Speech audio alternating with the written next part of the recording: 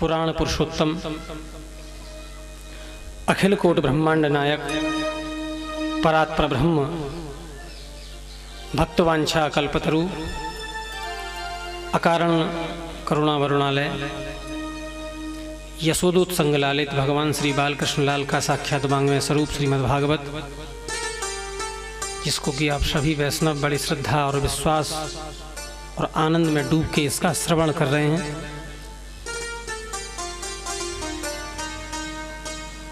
पूर्व की कथाओं में हम सभी ने भागवत जी के महात्म की कथा को श्रवण किया था, क्योंकि जिस कथा को हम सभी श्रवण करने जा रहे हैं उस कथा का फल क्या होना चाहिए। तो फल की इच्छा सब रखते हैं। सांसारी जीव फल की इच्छा ज्यादा रखता है,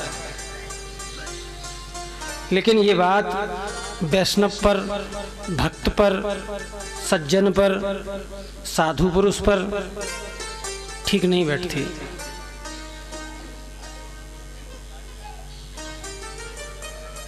गीता में भगवान श्री कृष्ण ने कहा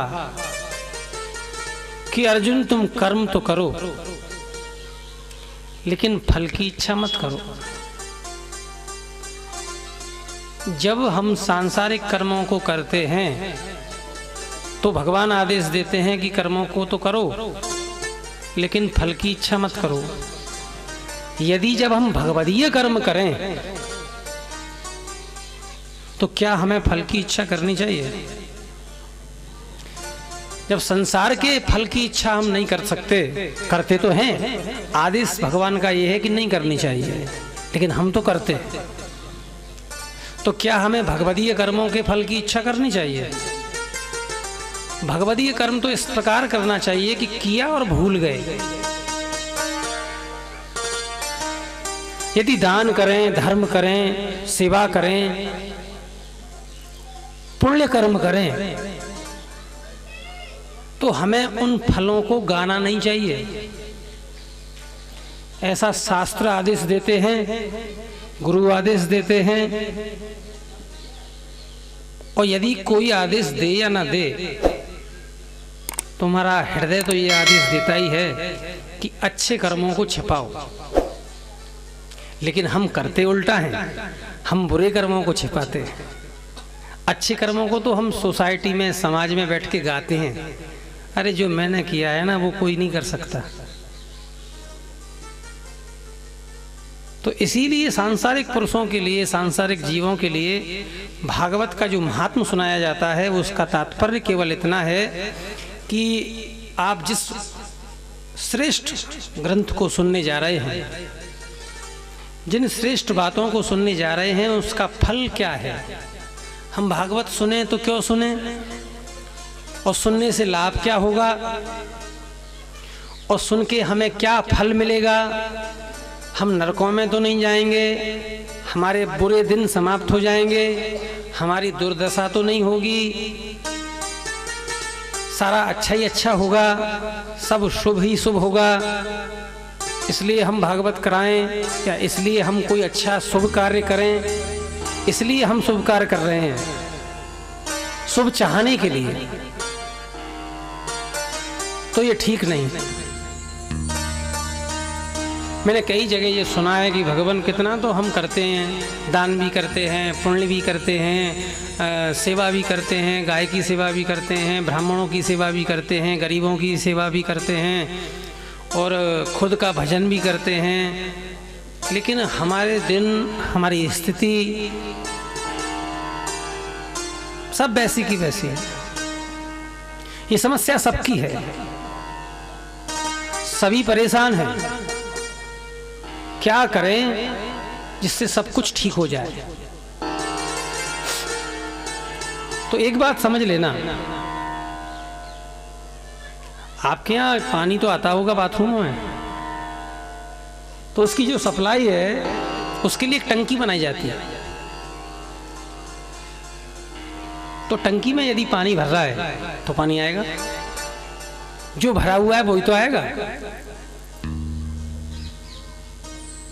तो जब आप शुभ कर्म करते हैं और होता बुरा है, आप सोचते हैं कि मैंने तो शुभ काम किया था, दान किया था, कथा सुनी थी, तीर्थ गया था, भले काम किए, उसके बाद भी मेरा बुरा क्यों हो रहा है। लोग कहते हैं कि मैंने तो किसी का दिल नहीं दुखाया, मैंने तो किसी का बुरा नहीं किया, तो मेरे साथ बुरा क्यों हो रहा है। तात्पर्य केवल इतना है कि जैसा पाइप में है पहले से वही तो भर आएगा। यदि एक पाइप के अंदर मिर्च भर दी जाए लाल, अब मिर्च लाल जो है वो क्या है, वो बुरे कर्म, तुम्हारे बुरे कर्मों का फल। अब आप शुभ कर्म करिए, यानी अब आप उसमें शुभ कर्म डाल रहे हैं उस पाइप में, यानी चीनी डाल रहे हैं। लेकिन पाइप में यदि पहले से मिर्च है तो चीनी बाहर कहां से आएगी। आपने शुभ कर्म कर दिए तो चीनी आ गई, लेकिन वो चीनी तब तक बाहर नहीं आएगी ये सारी मिर्च बाहर ना निकल जाए। सीधा सा फलसफा है, सीधा सा सिद्धांत है। आप कितना भी अच्छा करो, बोलो हमारा तो अच्छा होता ही नहीं। तो जो पाइप की तुम्हारे बुरे कर्मों की मिर्चें तुम्हारे जीवन में भरी हुई हैं, उनको तो साफ करो। जब तक पाइप में मिर्च बनी रहेगी तो आपको मिर्च ही निकलती दिखाई देगी। आप अच्छा करेंगे तो अच्छा तो पीछे चला जाएगा, अच्छे की सप्लाई तो बाद में होगी ना। जो पहले है पानी या मिर्च कुछ भी है वो पहले आएगा। जब पूरा पाइप क्लियर हो जाएगा, साफ हो जाएगा, तब फिर उसके बाद उसमें चीनी निकलना शुरू होगा, यानी तुम्हारे शुभ कर्मों का फल। अब तुम सोच लो, करते अच्छा हो मिलता बुरा है, तो ये तब तक चलेगा जब तक कि बुरा ना हट जाए।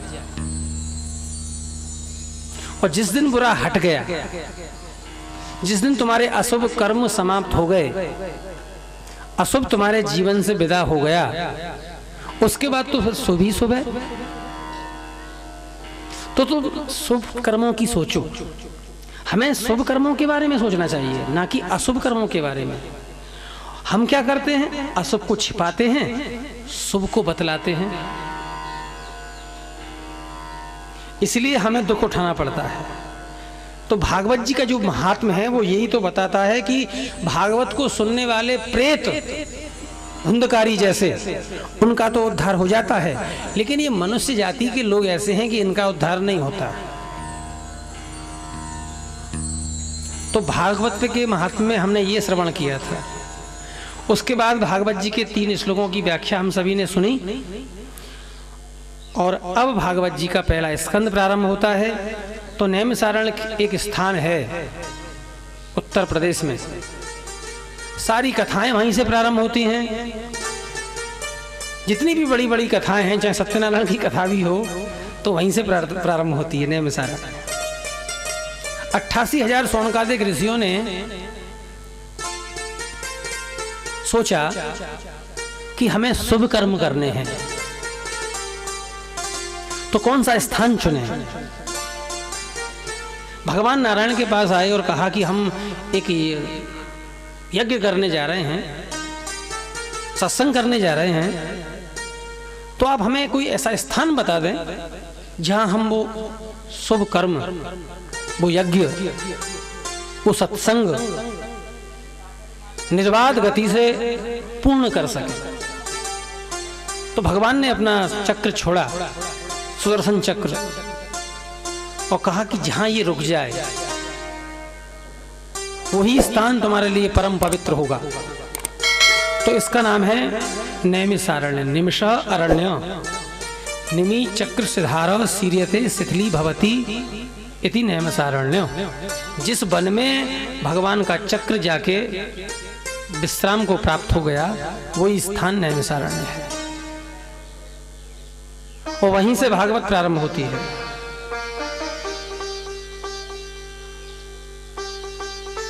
तो 88,000 सोनकादिक ऋषि सूत जी महाराज से प्रश्न करते हैं।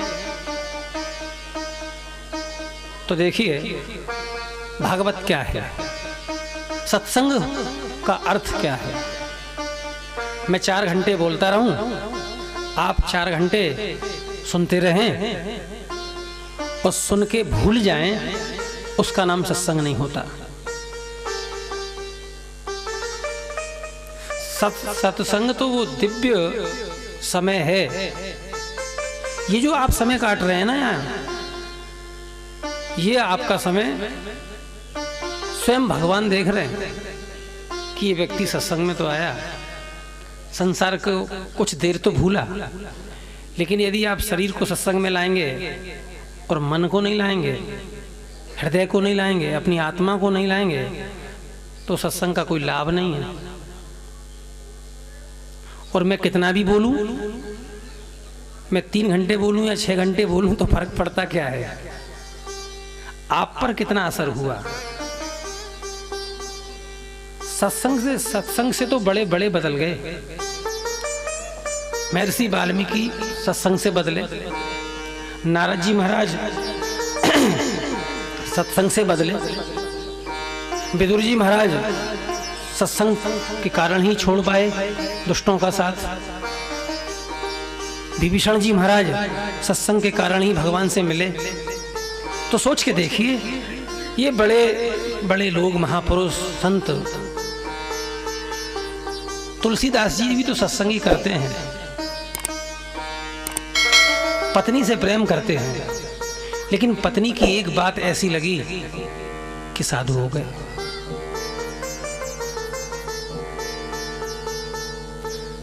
और हमारे और आपके जीवन को हम देखें, हमें किसी की कोई बात लगती नहीं। सत्संग की एक बात एक जीवन नहीं, हजारों जीवन को बदल सकती है, लेकिन सत्संग की कोई बात लगे तो सही, लगती नहीं। मैंने कल कहा था कि सत्संग आत्मा का विषय है, हृदय का विषय है। इसको कानों का विषय मत बनाना, इसे मनोरंजन का साधन मत मान लेना। जब तक तुम इसको मनोरंजन मानोगे, तब तक ये केवल मनोरंजन ही बना रहेगा। लेकिन जिस दिन सत्संग को सत्संग मान लिया, सत्संग के गहरे अर्थों को समझ लिया, सत्संग की महिमा को समझ लिया, उस दिन सत्संग सत्संग हो जाएगा।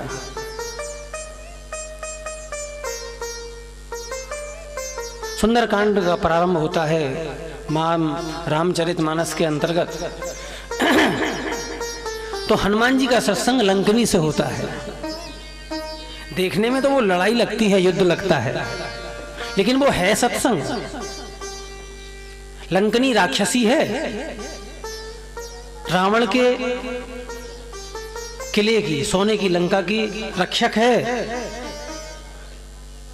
वहां की सिक्योरिटी का जिम्मा लंकनी के पास है, और राक्षसी है। लेकिन हनुमान जी की एक मुटका से उसका जीवन बदल गया।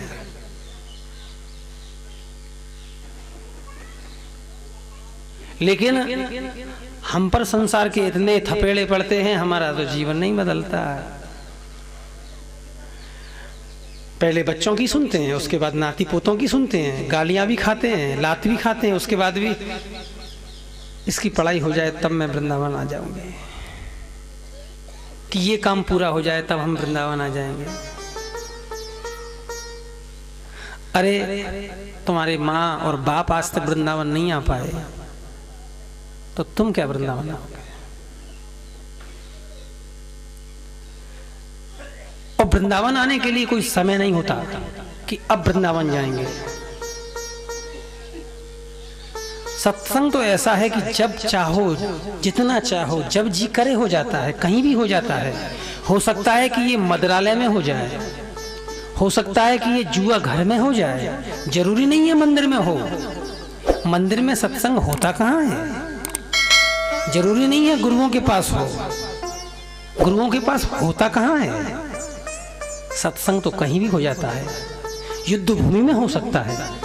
कृष्ण और अर्जुन कहां पर है? गीता कहां बोली जा रही है? युद्ध भूमि में। किसी मंदिर में गीता बोली गई क्या? मंदिरों में सत्संग कभी नहीं होता। सत्संग जैसा कोई आयोजन होता है, सत्संग के जैसा। जैसे एक रास देखा है ना आपने, रासलीला देखी है ना आपने, तो क्या वो कृष्ण नाचते हैं? क्या वो राधा नाचती है? बोले पात्र बना दिए, नाच रहे हैं और हमें आनंद मिल रहा है। हम सोच सकते हैं कि क्या ये वो रास है, पर हाँ, उस रास के माध्यम से उस रास तक पहुंचा जा सकता है। इस सत्संग से उस सत्संग तक की यात्रा की जा सकती है, लेकिन पहले सत्संग तो हो। जब हनुमान जी महाराज और लंकिनी मिलते हैं तो लंकिनी तो उन्हें गालियां देती है, मोर आहार जहां लग चोरा, जान ही नहीं मरम सठ मोरा। हनुमान जी महाराज को गाली दे रही है। तो सत्संग की शुरुआत तो मंगलाचरण से होती है, यहां गालियों से हो रही है। सोच के देखो। लेकिन जब हनुमान जी महाराज एक मुटका का प्रहार करते हैं तो लंकिनी क्या कहती है कि तात स्वर्ग अपवर्ग सुख, धरी तुला एक अंग, तूल न ताहि सकल मिले, जो सुख लब सत्संग। इस युद्ध में सत्संग कहां से आ गया? तो सत्संग का कोई स्थान नहीं है, सत्संग का कोई समय नहीं है। जिस दिन प्रभु की कृपा हो जाए, जिस दिन संतों की कृपा हो जाए, उस दिन सत्संग हो जाएगा। और जब कोई बात लग जाए कि नहीं हमें करना है, हमें प्रभु को पाना है। यहाँ कुछ ऐसे दिव्य लोग आए हैं बंगाल से, हमसे कल कह रहे थे महाराज मुझे प्रभु से मिला दो। मिल सकते हो और प्रभु से मिले ही हुए हो। आप कहोगे हम तो प्रभु से मिले नहीं। अरे आप प्रभु से मिले हुए हो, आप भूल गए हो। भूलना नहीं है। मोबाइल में से बैटरी निकाल दो, मोबाइल चलता है क्या? हाँ? तो जो बैटरी है वो क्या है? वो ही तो अंश है जिससे तुम चार्ज होते हो। ईश्वर का अंश आत्मा के रूप में तुम्हारे हृदय में वास करता है और तुमने उसको कभी समझा ही नहीं। तुम हर समय उसको संसार में लगाने का प्रयास करते हो। वो भगवान की तरफ जाना चाहता है। तुम शरीर के माध्यम से सारी क्रियाएं करते हो कि ये मन हमारा संसार में लग जाए, परिवार में लग जाए, बच्चों में लग जाए। और उसके बाद सत्संग की तो तुम खुराक लेते हो बीमारी की तरह से। जब बीमार होते हैं तो डॉक्टर के पास जाते हैं, दवा ले लेते हैं, और वो भी हम नियम से नहीं लेते। जैसा डॉक्टर कहता है वैसे नहीं लेते। वो 5 दिन का कोर्स बताएगा तो आप 3 दिन लेके छोड़ दोगे। बोले ठीक हो गए। अब तो डॉक्टर के पास गए, बोले कोर्स पूरा कर लिया। बोले 3 दिन ले पाए, फिर ठीक ठाक हो गए। फिर सोचा क्या लें। जब इस तरह से सत्संग करोगे तो सोचते हो तुम ठीक हो जाओगे। ये सत्संग की तो खुराक ऐसी है कि खाना भूल जाओ लेकिन इसको मत भूलो, पीना भूल जाओ लेकिन उसको मत भूलो। हम उसको लेते हैं कि कड़वी गोली है। सत्संग तो बहुत कड़वी है, कड़वाई है, लेकिन जिसने ले लिया वो ठीक हो गया। जो नहीं लेता है वो सारा जीवन घूमता है, दुनिया के पास जाता है, तीर्थों में जाता है, मंदिरों में जाता है, गुरुओं को बदलता फिरता है, भगवान को बदलता है, इष्ट को बदलता है कि शायद इससे आराम नहीं मिला, इससे आराम हो जाए, इससे आराम नहीं मिला, शायद इससे आराम हो जाए।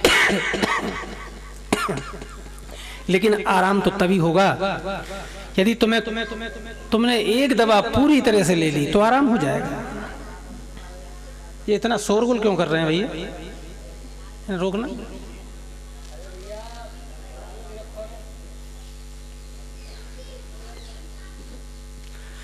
तो सत्संग से तात्पर्य केवल इतना है कि कभी भी हो सकता है। यहाँ 88,000 सोनकादिक ऋषि सत्संगी तो कर रहे हैं, और सत्संग में क्या कर रहे हैं? उन्होंने सूत जी महाराज को व्यास बना दिया है, गद्दी पर बैठा दिया है, और सभी उनकी बातों को सुन रहे हैं। और बीच बीच में प्रश्न भी पूछते हैं कि महाराज समझ में नहीं आया, दोबारा खोल के बताइए। तो आपके मन में भी कोई शंका हो तो पूछ लेना। आजकल कथाओं में पूछने का नियम नहीं रह गया है। व्यास जी के पास कौन जाए पूछने? अब महाराज बोल रहे हैं, बोलने दो, अच्छा बोलते हैं 3-4 घंटे, और हमें भी कौन सा अमल करना है इस बात पर जो हम पूछें? लेकिन पूछ सकते हैं। मैं आपको ये छूट देता हूं, जिसको पूछना है, जो पूछना है, वो बीच में खड़े होके पूछ ले, कोई चिंता नहीं। यदि बात समझ में नहीं आती, अध्यात्म समझ में नहीं आता, दर्शन समझ में नहीं आता, सिद्धांत समझ में नहीं आता, श्लोक समझ में नहीं आता, लीला समझ में नहीं आती, पूछिए। लेकिन यदि आप वास्तव में जिज्ञासु होंगे ना, तब ना पूछेंगे। जिज्ञासु तो पूछता है, जो जिज्ञासु नहीं है बोले हाँ बैठे हैं, हाँ बोलिए, बोलते रहिए, हमें क्या फर्क पड़ता है। जैन धर्म में एक प्रथा है, गुरु और शिष्य की एक ऐसी परंपरा है कि शिष्य लोग गुरु के आगे आ जाते हैं, आसन लगा के बैठ जाते हैं और तब तक पूछते हैं जब तक कि उनके सारे संशय नहीं मिट जाते। और जिस दिन संशय मिट जाते हैं तो शिष्य आसन को घड़ी करके चल देता है। तो गुरु पूछता नहीं है कहां जा रहा है, बोले अब क्या पूछना, समझ गया, अब पूछने की बात ही नहीं रह गई। और आप बार बार कथाओं में क्यों आते हैं? यदि असर करती तो एक ही कथा कर देती, असर करता तो एक ही सत्संग कर देता, बार बार सत्संग सुनने की आवश्यकता रह जाती। असर नहीं हो रहा है, समझ नहीं आ रही है, बात अंदर तक पहुंच ही नहीं रही है, तो इसलिए छाती पे आके बैठ जाते हैं। अरे जिस दिन ये पंडाल खाली हो जाए तो समझ लो भागवत असर करने लगी, हमें अब सत्संग की आवश्यकता नहीं रही। पीछे से आवाज आ रही है पंडाल खाली हो गया तो क्या कथा करोगे?